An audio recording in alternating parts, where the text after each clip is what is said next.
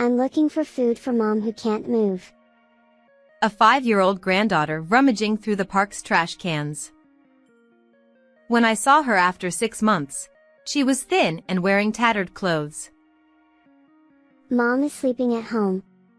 There's nothing to eat. It's been 6 months since my son started working away from home. What happened to my daughter-in-law and granddaughter while I was unaware? I regretted becoming distant from my daughter-in-law out of consideration. Taking my granddaughter's hand and saying, "It's okay now," she showed a smile. Really? Will you help mom? We immediately headed to my son's house. However, there was a shocking truth hidden there. 3 years have passed since my husband passed away at the age of 55, and I've been living alone, feeling lonely. My sister lives nearby, which has been some consolation. My son, John, who is turning 30, lives with his wife and child about a 30-minute drive away. Actually, I worried because after graduating from college, there was a period when John didn't work. He was doing a part-time job while getting deeply into his hobby of touring on his motorcycle. I want to enjoy life. Traveling on my motorcycle, seeing sights, it's the best. I don't want to work. Watching my son say such things, I couldn't help but feel anxious. However, a few years later, he finally found a job and got married, which relieved me. But John's habit of playing around didn't seem to change, causing worries for his wife, Kate. Kate, 2 years younger than my son, was lively and cheerful, and I liked her immediately. Soon after getting married, my granddaughter Mary was born, and I was completely overjoyed. Kate, I've bought diapers and milk for Mary. Oh, thank you. It's messy inside the house, but please come in. It's okay. I'll tidy up. Kate, you just relax. Since her parents couldn't help her being far away, I frequently visited my son's house, bringing baby essentials and household items for my daughter-in-law. I did my best, cleaning up, comforting crying Mary, and more. My actions were driven by the desire to see my granddaughter and the goodwill to help my daughter-in-law, but it seemed they were pressuring her. Caught up in the cuteness of my granddaughter, I didn't realize this. One day, when I visited my son's house, there was no response no matter how many times I rang the doorbell. Did they go shopping? Deciding to come back later, I was about to leave the bag of toys for Mary's birthday present on the doorstep when I heard my granddaughter's cries from inside. Worried, I tried to peek through the window, but when the crying stopped, I quietly backed away. It was then that I realized, for the first time, how much my daughter-in-law disliked me, using the excuse of not being home. Despite the shock, I sent a text to my daughter-in-law letting her know I left the present. I see. I'm just her mother-in-law, so she can't relax. Even though I understood it logically, I couldn't help but feel immensely sad. And to make matters worse, something happened that added to my distress. That night, my son visited home with a stern expression. There were 2 matters he needed to tell me, both of which were painful for me. Mom, I've been transferred to another state for work, so I'll be working away from home. Really? We won't be able to see each other like before. I'll miss you. As the location was inconvenient for family life, he decided to go alone, leaving his family here. I was shocked, but my son's expression was grim. I wondered why, but his next words revealed the reason. And, I hate to say this, but could you please stop bothering Kate already? Huh? What do you mean? Bringing household items is fine, but seriously, lay off Kate. Bullying your daughter-in-law isn't cool these days. I never thought you could be such a jerk. I denied any malicious intent, but my son grew more forceful. You've been frequently peeking into the house, passive-aggressively cleaning, and comforting the baby, right? Well, Kate was crying because of you. Don't be so cruel. I didn't mean to. I didn't realize. I'm sorry. I thought I was doing the right thing, but it seems it was excruciating for my daughter-in-law. I apologized to my son, but he wouldn't forgive me. If you keep harassing her, I'll cut ties with you, Mom. No way. John slammed the front door shut and left. At that moment, memories of my son's childhood flashed through my mind. He was mischievous and demanding, but I always raised him with all my love. Next, I thought of the adorable face of my granddaughter Mary. Feeling guilty for hurting my daughter-in-law, I called her. Kate, I'm sorry. I'll be more careful from now on. Did John say something? I'm sorry. I'm overwhelmed. No, it's my fault. I'll make sure to ask before coming over from now on. However, Kate remained silent and didn't respond. Maybe she wanted to tell me not to come to her home. After that, John didn't say anything to me and seemed to head to his new assignment.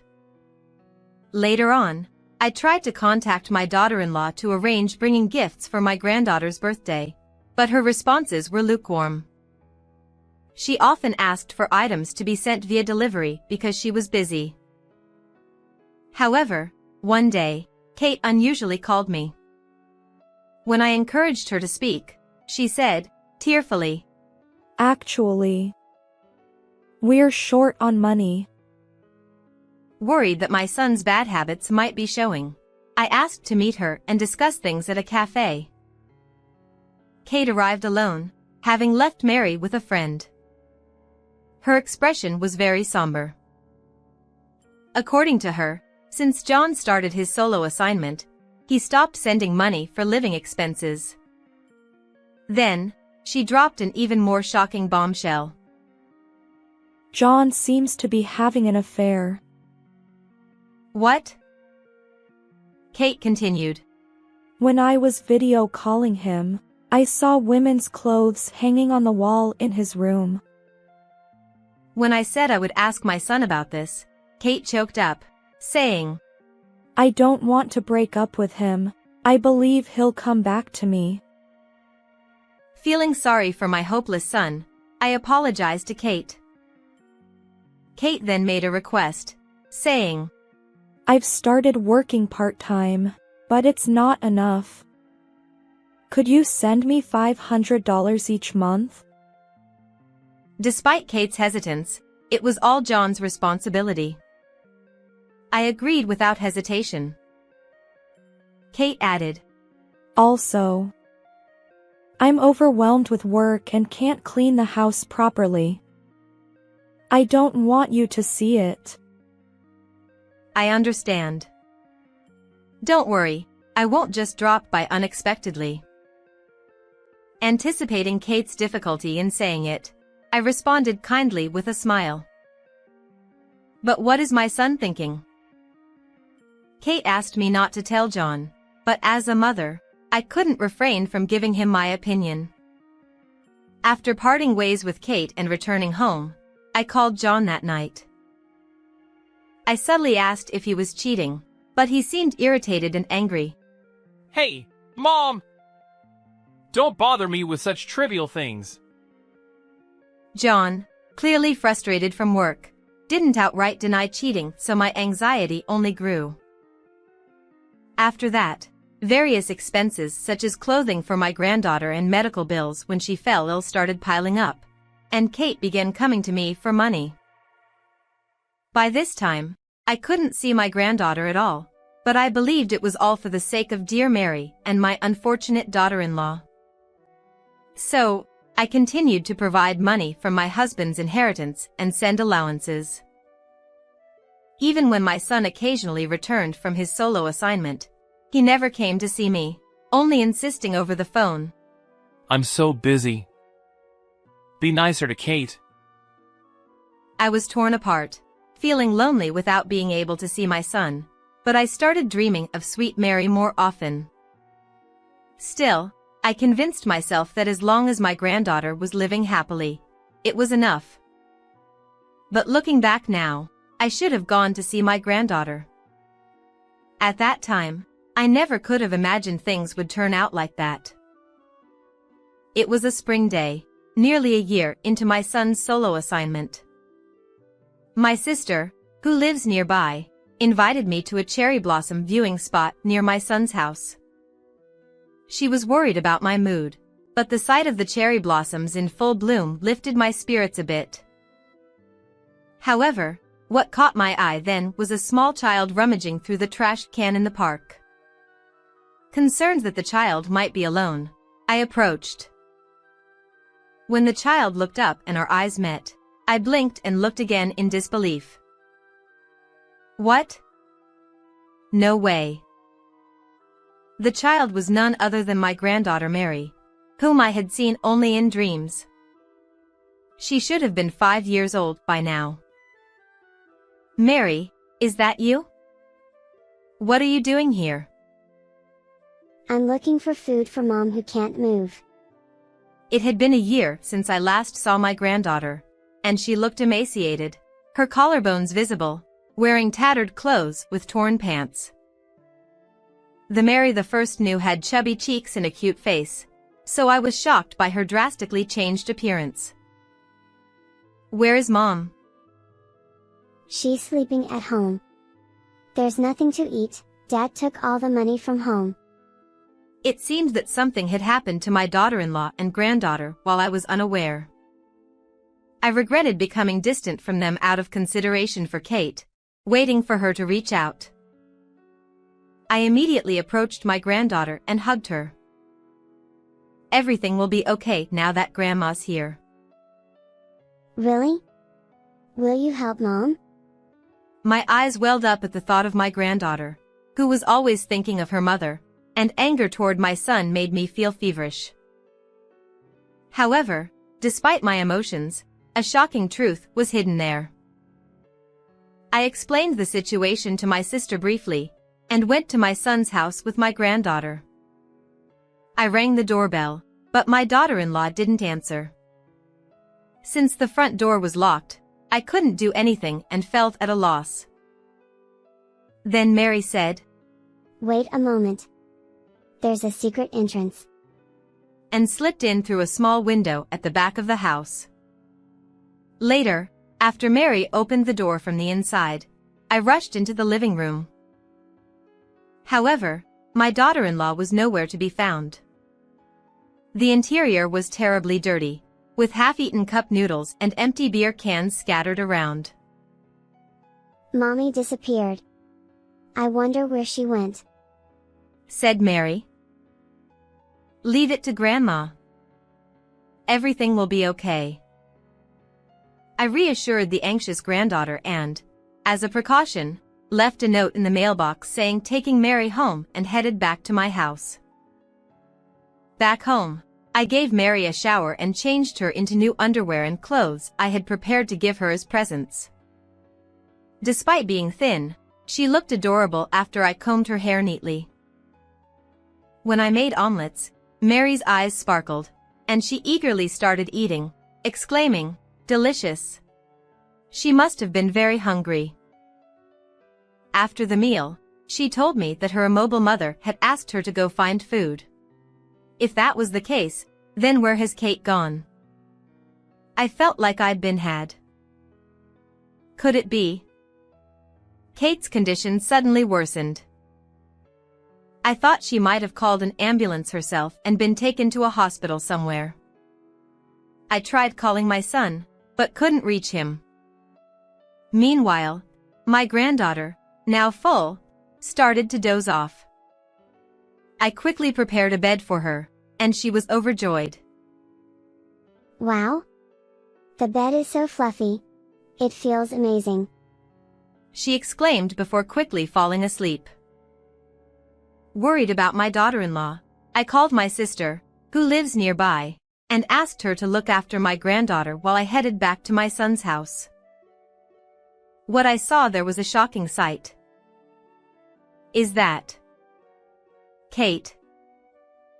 As I hid in the shadow of the neighboring house to observe Kate without being spotted, an elderly neighbor approached me. We had exchanged greetings when my son and his wife moved in, so we were acquainted. After hearing a certain story from the neighbor, I trembled with anger. 2 hours later, I received a barrage of phone calls from my daughter-in-law after she saw the note, saying, "You took our daughter without permission." I'm sorry. I happened to meet Mary at the park, so I brought her home. I intentionally played dumb and apologized. Taking her your home without permission is rude. I'm really sorry. I didn't mean to worry you. But since it's been a while, can you let her stay with us for 2 or 3 days? Please. I'll make sure to thank Kate generously. Huh? If that's the case, I don't mind, but there's one promise. Her proposal was, since Mary has a habit of lying, please don't believe anything she says. I already knew the truth of the matter, but without letting on, I went along with her to reassure her. It's common for young children to do that. Understood. I'll just let Mary's words go in one ear and out the other. 3 days later, my daughter-in-law came to pick up Mary. John is supposed to come home for the weekend. I need Mary to help with cleaning, so I've come to pick her up. Give her back. I won't return her to a mother who deceives your own child. At that, my daughter-in-law raised her eyebrows and glared at me. I don't know what you've heard from Mary, but didn't I tell you that she was a liar? It's absurd to believe everything a child says. Finally, Kate's true colors began to show. It seemed she intended to dismiss everything as lies from Mary. However, upon hearing those words in the living room, my granddaughter burst out crying and ran out. I'm not lying. I was worried about Mama. Seeing my crying granddaughter was heartbreaking. Not wanting to witness further arguments between adults, I asked my sister, who was at our house, to take Mary to the detached room. Then, I confronted Kate once again. I showed the pictures I had taken while hiding in my son's neighbor's house when I went there. They depicted Kate in intimate poses with a young man, and another where she was slipping wads of cash into his pocket. Kate's expression changed for a moment, but then she burst into laughter. It was just a little fun. John is under my thumb, so I can manipulate him any way I want. If you keep this up, you'll never see your grandchild again. Furthermore, I shared what I had heard from the neighbor. She said, "It might be meddling, but I can't bear to see your granddaughter in such a situation." Kate, it seems you've been leaving Mary outside and frequently bringing young men into the house, right? The neighbors have noticed. What? I have no idea what you're talking about. Kate tried to play it off, but the neighbor had also taken videos and photos of her with her lover. According to the conversations in those videos, Kate had lied about her health to spend time with her lover, and she had cleverly concocted excuses like going to look for food to keep Mary from coming home. "I'll tell everything to John," I declared. Yet Kate continued to laugh. I've already told John that I'm being bullied by you, so he doesn't trust you. It's pointless to tell him anything. I'll just cry and tell him that you're lying. Finally, I understood why my son had turned cold towards me. It was all Kate's doing. At that moment, a figure emerged from the neighboring room with a furious expression.